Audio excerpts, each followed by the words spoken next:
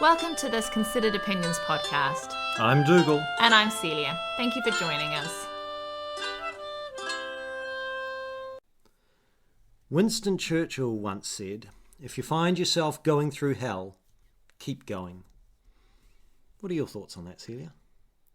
I like that quote because it encourages you to not avoid hardship, but to meet it bravely and with your head held high. So, do you think in today's society we do that we face adversity, or do you think we shy away from it? I think we're very, very human, so we avoid hardship as much as we possibly can. And I think society has developed to such a way that we can, to a great extent, avoid a lot of hardship and suffering. But I would like to argue that it's okay to not be comfortable. We try to avoid discomfort in our lives, but I would say it's okay to not be comfortable, and that suffering itself serves a purpose. Okay. What sort of purpose? Because, I mean, the argument of if there's suffering in the world, that's often used as an argument against the existence of God. It's, our society thinks there shouldn't be any suffering, that the perfect world would be without suffering. Yes, so in a perfect world, we would also be perfect, and so we wouldn't bring the suffering.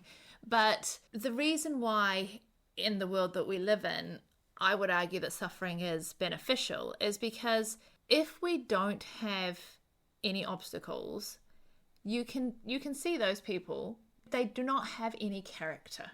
Right. Suffering builds character. Yes, and this reminds me of a Calvin and Hobbes cartoon where Calvin dresses up as his father and goes in to where his mum and dad are sitting, and he says, "Calvin, go and do something you hate. Being miserable builds character."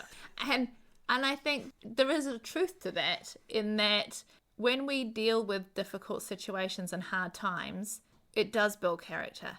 And there's a quote that's doing the rounds on social media recently about strong men. Oh, the strong men create good times create weak men create hard times create strong men. Yes. And I think that whole idea of strong men create good times, you become that sort of strong, characterful individual through hard times. Yeah. Well, I've got a book on the shelf that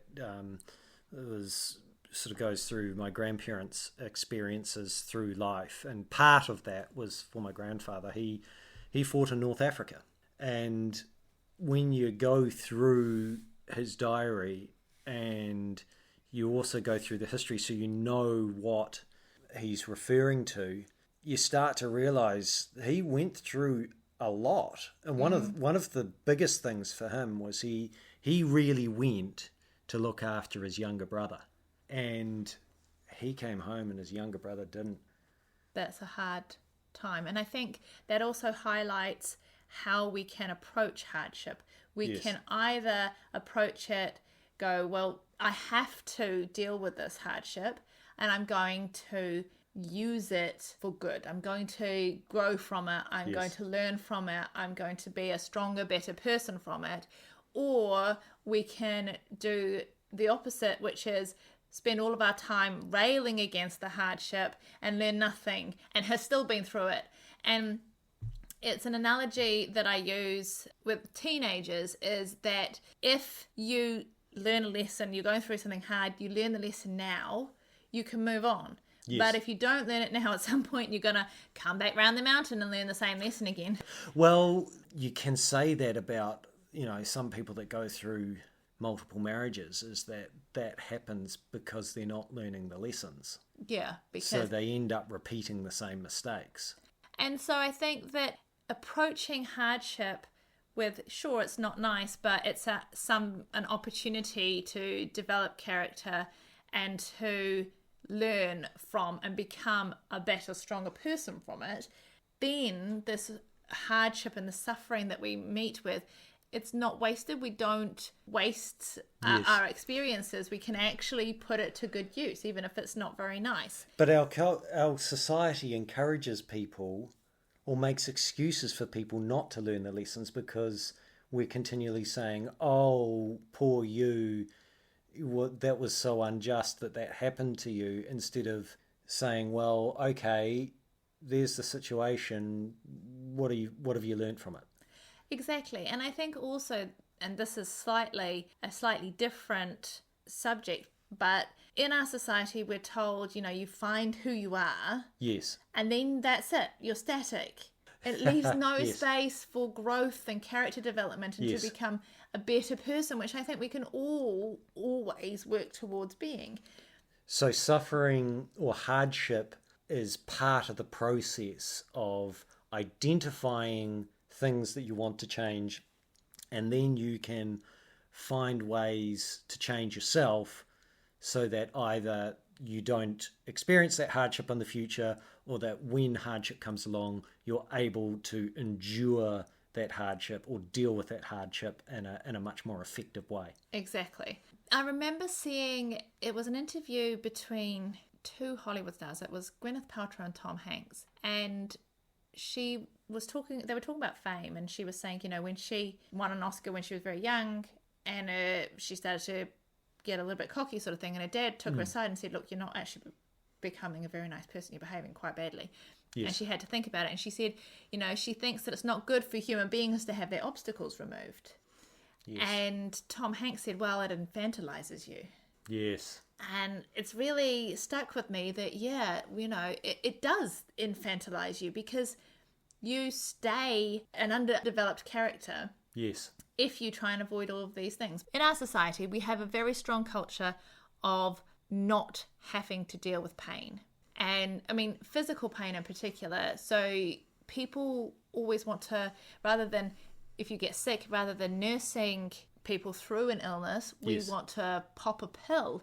Right, take away the symptoms. Take away the symptoms and the pain and everything, and it needs to be immediate. But those symptoms may be serving a purpose. They may be the outward working of your body actually healing itself. So by stopping your body from exhibiting those symptoms, you're actually elongating the illness.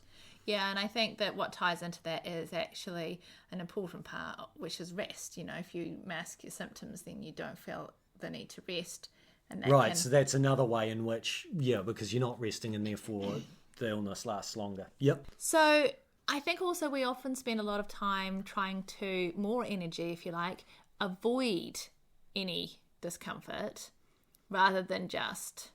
Well, this reminds me of orienteering, because I used to love orienteering as a younger man, and often when I was starting out, I'd have my different route choices, and I liked to just run fast, and you might be given a route choice where you can either go over the hill or around the hill, and I would usually choose to go round the hill because it's less painful.